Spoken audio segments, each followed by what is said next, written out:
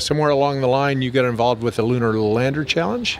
So in 2009, we successfully competed in the Northrop Grumman Lunar Lander Challenge and took home first place on the Level 2 prize, which was basically taking off from one pad, going up 50 meters, translating across 50 meters, coming back down 50 meters, and spending 180 seconds in the air doing it. And then do the return trip within 2 hours. And we did that successfully, and another company, Armadillo, some friends of ours, had also done that same basic thing, and so it came down to the tiebreaker rules, said whoever lands closest to the center point, and we did that. We came closest. So by how far? Well, we had an average landing accuracy of 19 centimeters, so just a handful of inches. Now that simulation, the reason that the X Prize chose that particular simulation was?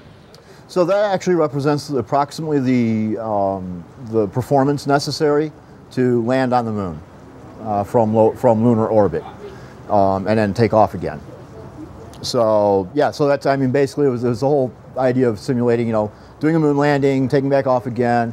The prize was actually funded by NASA. It was part of the whole Constellation program thing, and trying to get some more industrial base going to help support the activities of going back to the moon. Zero's actual purpose is to basically take off and go up to the edge of space. Now, depending on your definition of edge of space, we're going to go up to a little bit higher than weather balloons can go to, which is about 100,000 foot. The Zero doesn't really provide much in the way of microgravity, but it does provide access to the upper atmosphere. And generally we're hoping that there's going to be some applications where maybe climatologists or other scientists want to see what's going on in that range of the atmosphere where you're higher than a weather balloon, but you're lower than satellites go, and there's just really not much data that has or is being taken in that area. So, do you anticipate your primary market being university research? What do you see? I'm not sure where the primary market's going to go. There's a lot of interesting stuff. There's commercial applications for this.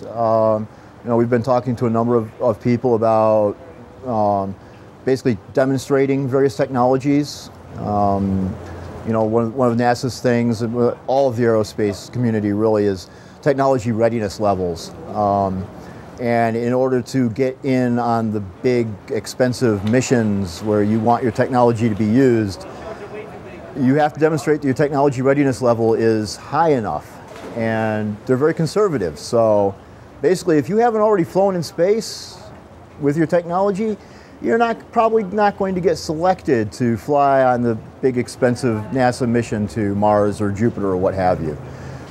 So we offer a way of getting that technology readiness level up there and advanced. Basically you have access to the space environment.